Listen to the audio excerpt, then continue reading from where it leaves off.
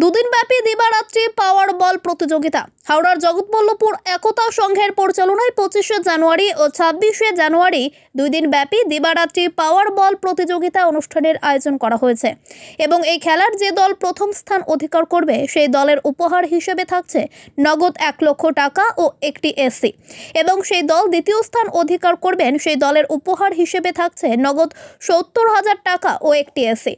আজ 20 জানুয়ারি জগৎবল্লভপুর একতা সংঘের পরিচালনায় দুই দিনব্যাপী পাওয়ার বল প্রতিযোগিতার লটারি অনুষ্ঠান অনুষ্ঠিত হলো।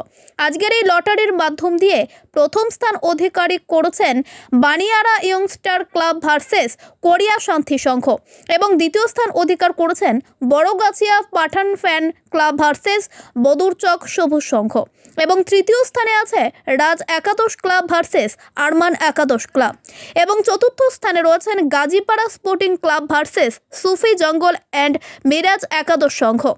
25শে জানুয়ারি 4টি টিমের মধ্যে দিবারাত্রি পাওয়ার বল প্রতিযোগিতা অনুষ্ঠিত হবে এবং পরের দিন অর্থাৎ 26শে জানুয়ারি শুক্রবার 5টি দলের মধ্যে এই পাওয়ার বল প্রতিযোগিতা অনুষ্ঠান অনুষ্ঠিত হবে। আমাদের আজকের খুবই আনন্দের বিষয়, আমরা যে উদ্দেশ্য নিয়ে আজকে এগিয়ে চলেছি, আজকে তার শুরুয়াত। প্রথম দিন আমরা লটারির মাধ্যমে আমরা টিম সিলেক্ট করলাম। খুবই আনন্দিত, গর্বের বিষয়। আমার খুব কাছের বন্ধু এবং আমাদের সকলে পরিচিত এবং সমাজসেবী সোহেল গায়েন ও খুব কঠোর পরিশ্রমের মাধ্যমে আজকে এই জায়গায় আমাদেরকে একত্রিত করে দাঁড় করিয়েছে।